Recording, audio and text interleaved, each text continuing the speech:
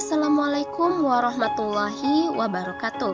Hai Sobat Jelajah, kali ini saya sedang mengunjungi tempat wisata bersejarah paling hits di kota Makassar, yaitu Museum Fort Rotterdam. Saya berkunjung bersama anak-anak dari Sekolah Dasar Bait Qur'ani Maros pada hari Senin 12 Juni 2023. Kami mulai berangkat dari sekolah pada pukul 8:22 waktu Indonesia Tengah dan sampai tujuan sekitar pukul 10:49 waktu Indonesia Tengah.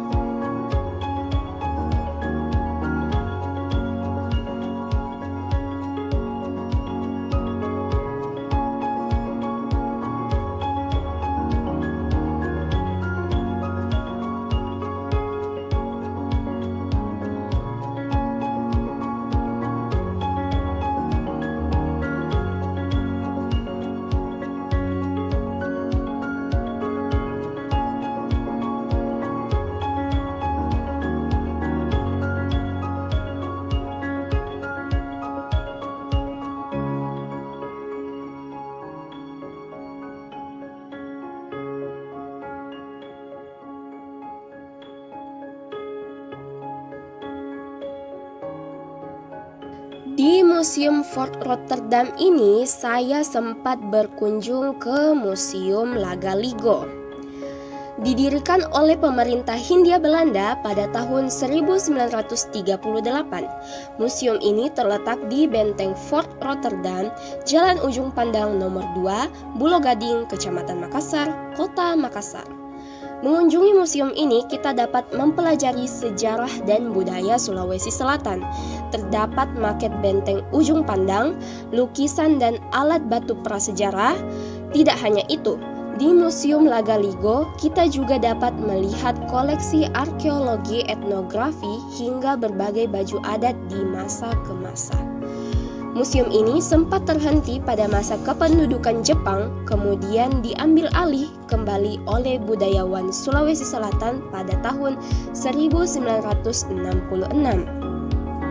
Nama Lagaligo diresmikan pada tahun 1970 atas saran seorang seniman yang diambil dari nama salah satu putra Saweri Gading, Opunna Ware, tokoh masyhur dalam mitologi Bugis. Lagaligo juga merupakan karya sastra yang tertulis dalam bahasa Bugis, terdiri dari 9.000 halaman museum. Lagaligo terdiri dari 2 lantai dan tercatat ada sekitar 5.000 koleksi peninggalan kerajaan yang pernah berkuasa di Sulawesi Selatan.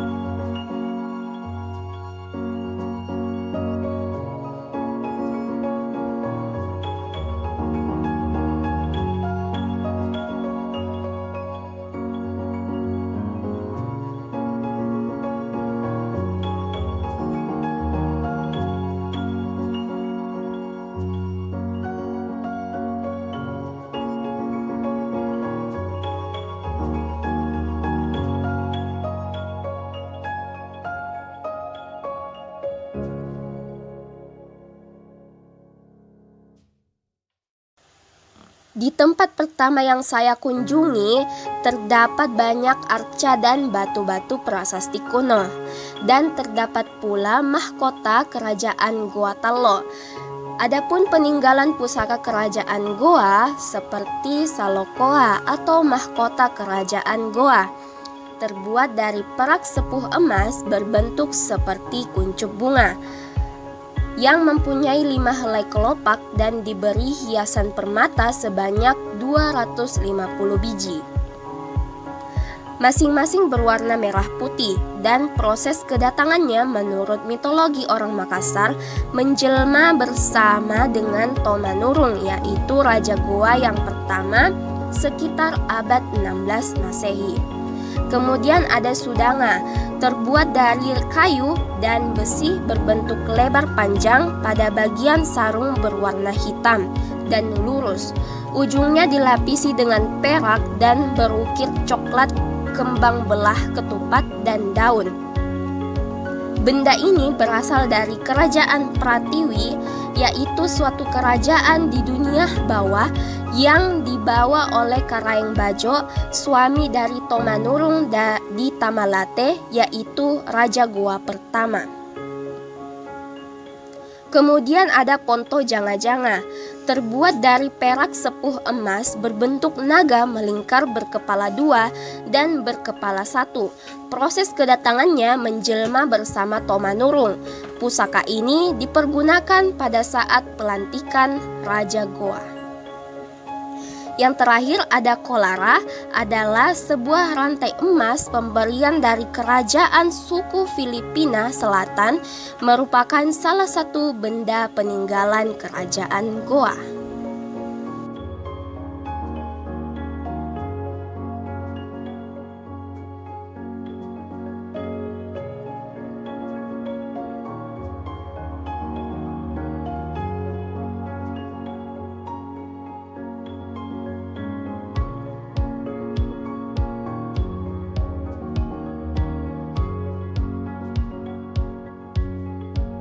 Nah, di dalam Museum Lagaligo ini ada arca tipe Polinesia, adalah patung-patung manusia atau binatang yang terbuat dari batu, kayu, dan tanah liat.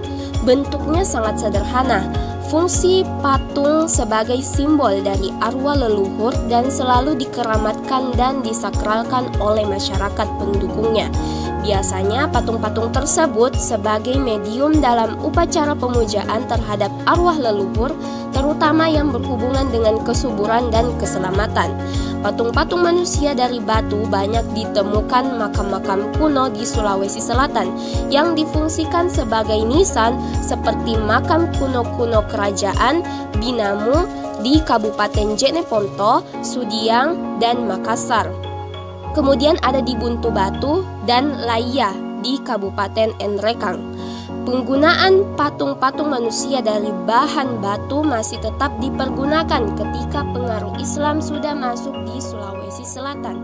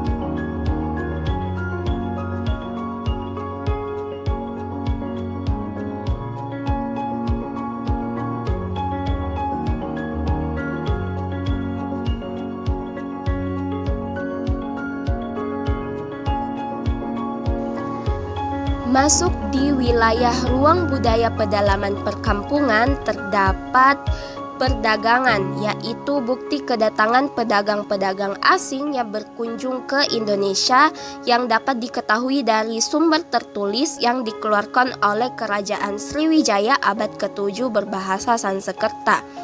Vinayaga yang berarti saudagar atau pedagang. Sedangkan di daerah Sulawesi Selatan, perdagangan telah dikenal sejak masuknya agama Islam. Dengan ditemukannya mata uang dinara yang terbuat dari emas yang digunakan sebagai alat tukar, diedarkan oleh Kerajaan Goa, salah satunya dikeluarkan atas nama Sultan Hasanuddin, Raja Goa yang memerintah dari tahun 1653 hingga 1670. Adapun keramik-keramik asing yang berasal dari Cina, Thailand, Eropa, Vietnam, dan Jepang. Benda tersebut dapat dijadikan bukti sejarah bahwa pada masa lalu telah terjadi hubungan politik, ekonomi, dan perdagangan.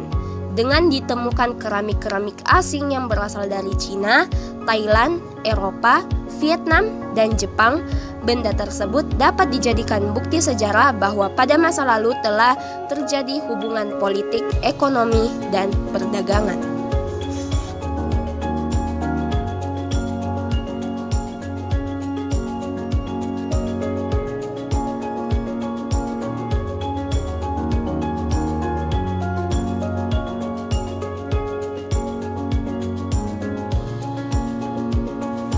Di dalam ruang budaya pedalaman ini juga ada yang namanya balla dalam bahasa Makassar. Orang Bugis menyebutnya dengan nama bola yang artinya rumah. Bagi masyarakat Bugis Makassar, membangun rumah, pesanan khas rumah, semuanya berkaitan dengan cara hidup atau kepercayaan yang telah diturunkan secara turun-temurun memeran adat istiadat. Adapun pengklasifikasian 3 tipe rumah Bugis Makassar menurut strata sosial penghuninya.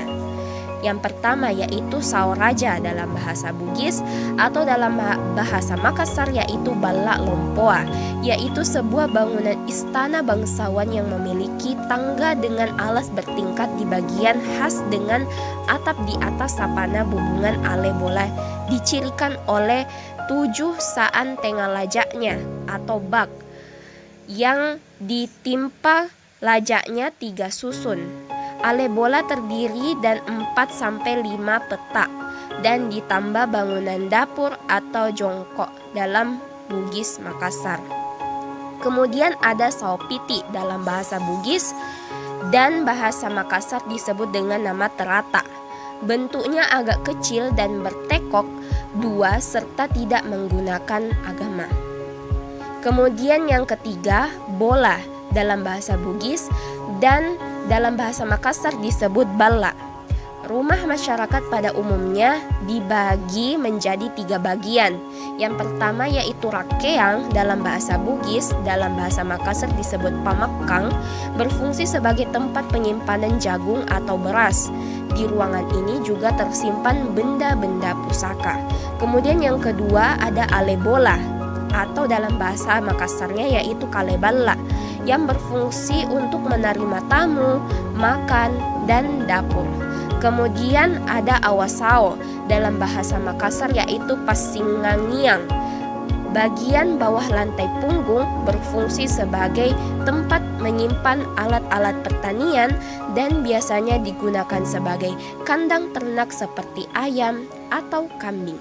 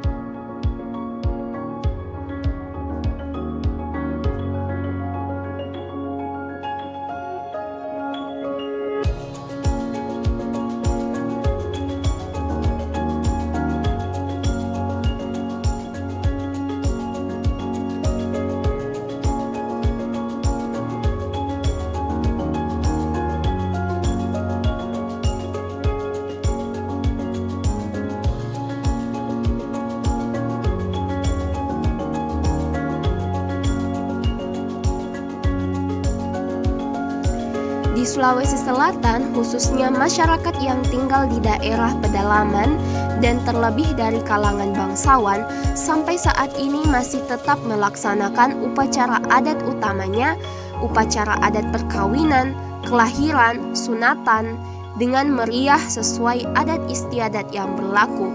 Pada pesta upacara kegembiraan ini diwarnai dengan penggunaan berbagai alat musik sebagai pelengkap sakralnya. Upacara tersebut menghadirkan alat musik seperti suling, gendang, kecapi, dan sesungriuh atau lalosu. Anabacing, kancing masih tetap dijumpai di setiap upacara daur hidup pada masyarakat Sulawesi Selatan.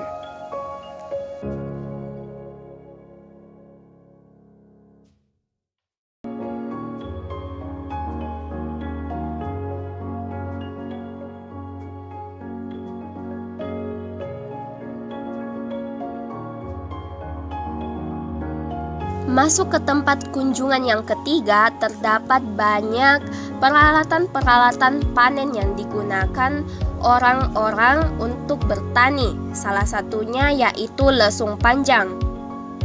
Lesung ini adalah salah satu peninggalan dari keturunan Raja Tolo di Kabupaten Jeneponto. Peralatan pengolahan padi ini memiliki ragam khas floralitis atau tumbuhan-tumbuhan pada kedua sisinya, yang bisa jadi sebagai pelambang atau simbol pencetusan rasa cinta kepada alam dan saling keterkaitan antara manusia dan alam lingkungannya. Pada masa dahulu, lesung ini berfungsi sebagai peralatan upacara adat pesta panen yang dilaksanakan sebagai rasa syukur kepada Yang Maha Kuasa atas keberhasilan panen petani. Pesta adat ini dimeriahkan dengan berbagai atraksi mapan dendang, ayunan, dan tarian muda-mudi yang biasanya menjadi ajang mencari jodoh.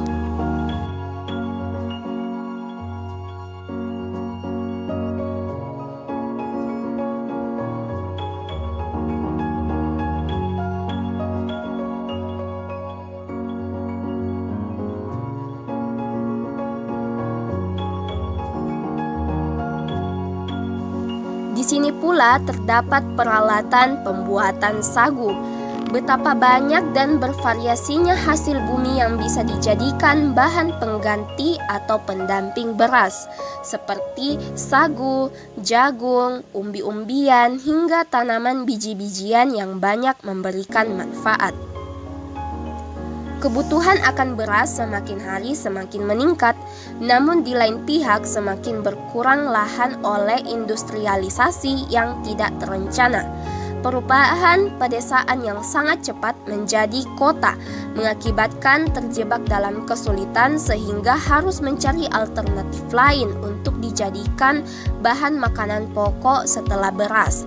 Salah satunya adalah sagu yang diperoleh dari hasil pengolahan tumbuhan sejenis phallem, merupakan bahan makanan pokok selain beras, utamanya di daerah Luwu. Di tempat terakhir yang saya kunjungi yaitu wilayah pesisir, terdapat perahu lambo. Pada umumnya masyarakat Sulawesi Selatan mengenai beberapa rangkaian upacara sebelum memulai kegiatan penangkapan ikan, baik di sungai maupun di laut. Khusus di daerah Bugis mengenal adanya upacara adat Makrimpa Salo atau menghalau ikan sungai. Ini dimaksudkan sebagai satu cara menangkap ikan di air tawar atau sungai.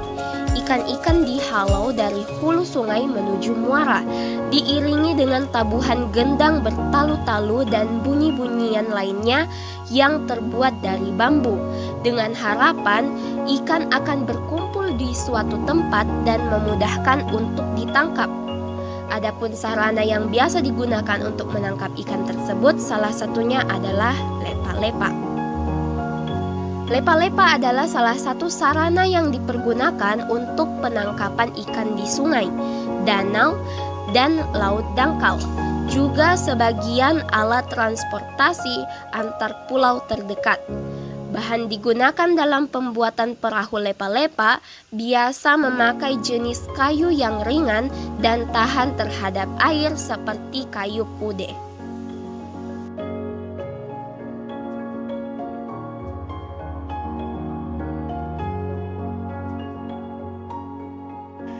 Di wilayah pesisir ini juga terdapat bagan tancap. Bagan tancap adalah salah satu sarana yang digunakan untuk menangkap ikan, berfungsi sebagai tempat nelayan memasang dan menunggu jaringannya ditangkap oleh ikan. Kemudian peralatan menangkap ikan. Nelayan atau pakaja dalam bahasa Bugis adalah orang-orang yang pekerjaannya menangkap ikan, baik di sungai, di danau, maupun di laut. Pada umumnya, nelayan di Sulawesi Selatan menangkap ikan dengan peralatan yang dibuat sendiri sesuai kebutuhan. Peralatan tersebut antara lain seperti kalulu yang dipakai di sungai, danau, dan laut dangkal. Kemudian ada tagalak dipakai di air tawar dan rawa-rawa. Kemudian ada jalabuang yang dipakai di sungai, empang atau tambak, dan danau dan laut dangkal. Kemudian ada bubu dipakai untuk menangkap ikan di sungai. Dan yang terakhir yaitu bataleng adalah tempat penampungan ikan hasil tangkapan nelayan.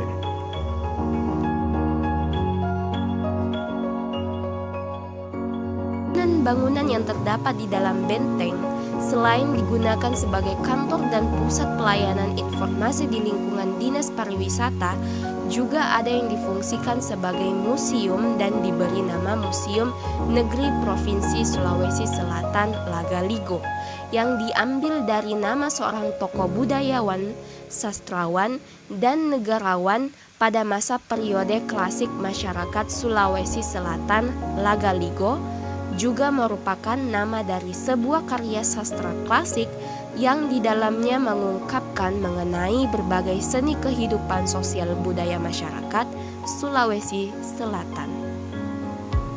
Sebagaimana fungsinya sebagai sebuah museum, yakni melestarikan dan memanfaatkan warisan alam dan budaya, maka di dalam Museum Lagaligo dapat dijumpai benda-benda prasejarah atau arkeologi. Kilas balik masa lampau dapat dikaji melalui situs-situs yang terpanjang, misalnya masa transisi megalitik yang muncul setelah adanya tradisi ini ditandai dengan pendirian bangunan batu besar yang digunakan sebagai sarana pemujaan berdasarkan kepercayaan akan adanya hubungan antara yang hidup dan yang meninggal, terutama kepercayaan bahwa ada pengaruh yang kuat dari yang telah meninggal terhadap kesejahteraan masyarakat dan kesuburan tanaman. Pada ruangan prasejarah arkeologi Museum Lagaligo dapat ditemukan bukti-bukti sejarah masa lampau seperti masa berburu dan mengumpulkan makanan. Masa ini disebut Paleolitik sebagai awal adanya kebudayaan. Museum Lagaligo menyimpan koleksi antara lain koleksi mata uang, koleksi Nusantara, koleksi keramik, alat-alat tradisional perikanan dan kelautan, sepeda dan bendi, koleksi peralatan menempa besi dan hasilnya, koleksi peralatan tenun tradisional, dan koleksi pakaian Nusantara. Nah, Sobat Jelajah, itulah cerita yang bisa saya bagikan dari kunjungan saya ke Museum Fort Rotterdam. Semoga Sobat Jelajah di rumah diberi kesempatan untuk menjelajah juga nih ke Museum Lagaligo dan menemukan ilmu-ilmu baru yang bermanfaat. Saya Fadila Putri Al-Kahfi pamit dari vlog kali ini. Wassalamualaikum warahmatullahi wabarakatuh dan sampai jumpa.